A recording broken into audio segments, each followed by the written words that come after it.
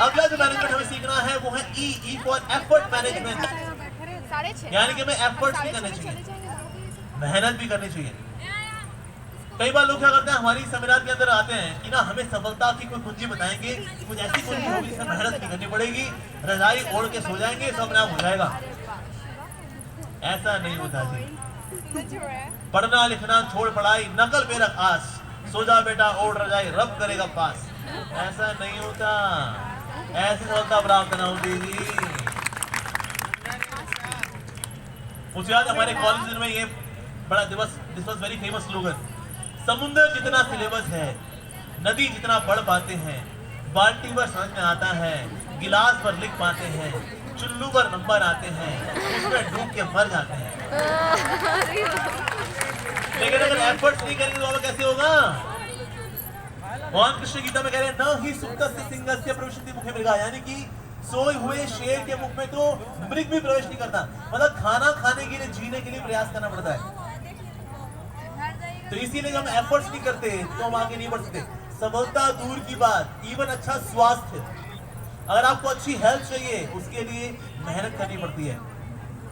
लोग खाते तो हैं यार ढकाढक, साइकिल का टायर, कार का टायर, ट्रक का टायर, मान लीजिए ट्रैक्टर का टायर, फिर जाते हैं VLCC, ये टायर कब कर दीजिए हमारे, इसके लिए आपको मेहनत करनी पड़ेगी।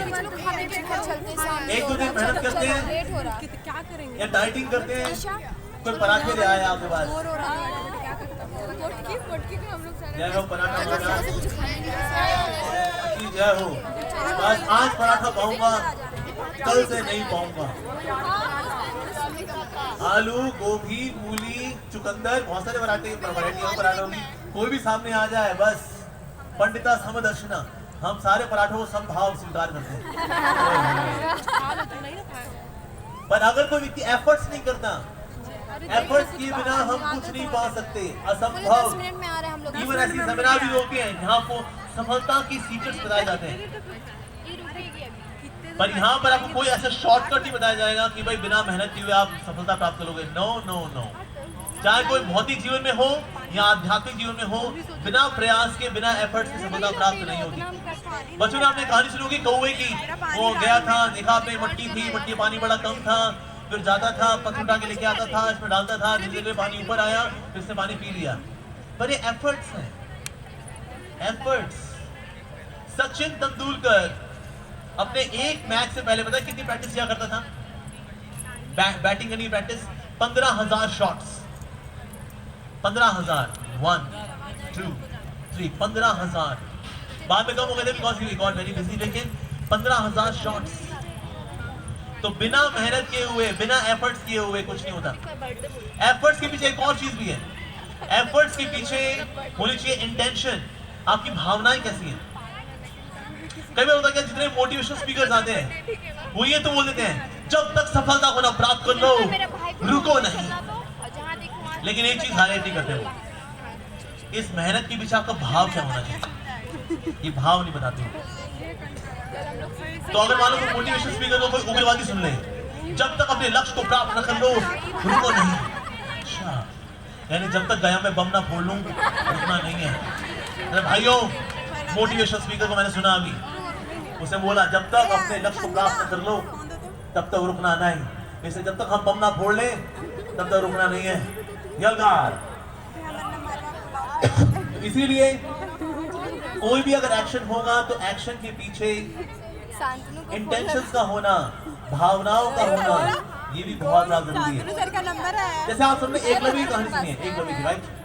और सब ये मानते एकलव्य तो बहुत सही बंदा था यार, ये द्रोणाचार्य के साथ भेदभाव कर दिया, उसका अंगूठा काट लिया। पर पता है आपको द्रोणाचार्य ने उसका अंगूठा क्यों मारा? इसलिए नहीं कि ये अर्जुन को फंसा देगा, अर्जुन को वो नहीं फंसा सकता, अर्जुन स्पेशल आदमी भाई, ये नर नारायण ऋषि है, नर ऋषि है, इसलिए नोबडी कैन बीट अर्जुन। क्या चीज थी द्रोणाचार्य जी ने इसके उसका अंगूठा मारा? जब ये देखा कि ना कुत्ते के मुंह में इतने सारे तीर भोंक दिए, कुत्ता भौंकना था ना, इतने सारे तीर चला के सब मुंह भर गया। तो ये पता लग गया कि तीर तो बढ़िया चलाता है ये, लेकिन एक बेजुबान जानवर के साथ जो ही कर सकता है, यानी कि उस व्यक्ति की भावना ठीक नहीं। इसने द्रोणाचार्य ने एकलव्य से बोला, भाई तुमने इतना कुछ सीखा है मेरी मूर्ति को लगा करके, लेकिन तुमने मेरे से भावनाएं नहीं सीखी। सिर्फ तीरंदाजी सीखी लेकिन भावनाएं नहीं सीखी। नहीं तो तुम ऐसे एक बेजुबान जानवर के मुंह में तीर नहीं भोंकते। तो यानी एकलव्य के पास तीर चलाने की कला थी, नहीं उस और कला के पीछे मेहनत भी थी। इतनी मेहनत के पीछे लेकिन भावना अच्छी नहीं। तो उससे एकलव्य का जो एग्जांपल है पॉजिटिव एग्जांपल नहीं है। मैंने देखा एकलव्य इंस्टीट्यूट के लोग रख रहे थे, but actually Eklavya is not a good example. Eklavya ने मेहनत की लेकिन भावना अच्छी नहीं रखी कि बेजुबान जानवर के मुंह में तीर भोंके खूब सारी। ये देख करके द्रोणाचार्य ने अपना उठा ले, क्योंकि जिनमें भावना अच्छी नहीं है। तो भावना का अच्छा होना जरूरी है। किसी माता जी का नाम होता है भावना, लेकिन सिर्फ नाम भावना होने से फर्क नहीं पड़ता, साथ में भावना भी अच्छी होनी चाहिए, बहुत जरूरी है। तो इसीलिए E for effort management, efforts को मैनेज करना आना चाहिए। यूजुअली आप कोई चीज पाना चाहते हैं तो क्या स्टेप हमें फॉलो करने चाहिए जिससे कि हम सफलता को प्राप्त कर सकें? क्या करना चाहिए हमें जिसकी सफलता प्राप्त कर सकें? स्टेप 1, जो आपको पाना है वो पता होना चाहिए कि मुझे क्या पाना है, ठीक है। दूसरा स्टेप 2 है that there should be disturbing reminders। Reminder कैसे होने चाहिए? डिस्टर्बिंग। लाइक फॉर एग्जाम्पल, आपको सुबह जल्दी उठना चाहिए, आपको उठना है, ये आपका लक्ष्य है, लेकिन इसलिए डिस्टर्बिंग रिमाइंडर क्या हो सकता है? जैसे घड़ी को आप लेफ्ट हैंड के बजाय राइट हैंड में पहनना शुरू कर दीजिए, तो हो गया क्या? आदत क्या है? लेफ्ट हैंड में घड़ी देखने की। पर आप लेफ्ट हैंड में देखो घड़ी यहाँ तो है नहीं, ओह यार घड़ी यहाँ तो है नहीं, ओ यहाँ है।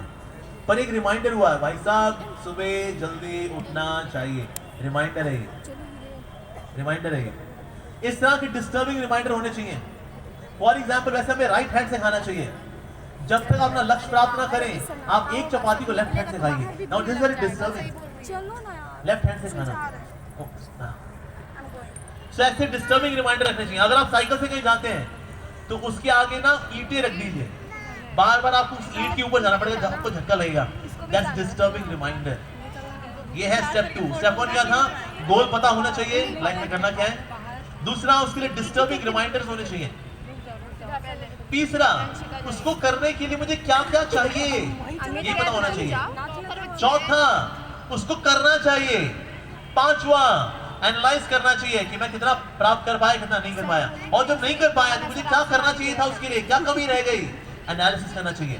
फिर स्टेप 1, फिर स्टेप 2, फिर स्टेप 3, फिर स्टेप 4, फिर स्टेप 5, फिर स्टेप 1। इस तरह से बार बार करते तब हम लक्ष्य पे पहुंच पाते हैं। जैसे कील को ठोकने के लिए एक बार ही ठोकना पड़ता है, ठक किया तो भी कील का जाता है, फिर कील नीचे गिर जाता है। आपको कील लगा करके ठक ठक ठक ठक कई बार ठोकना पड़ता है, तब जाकर कील अंदर जाता है।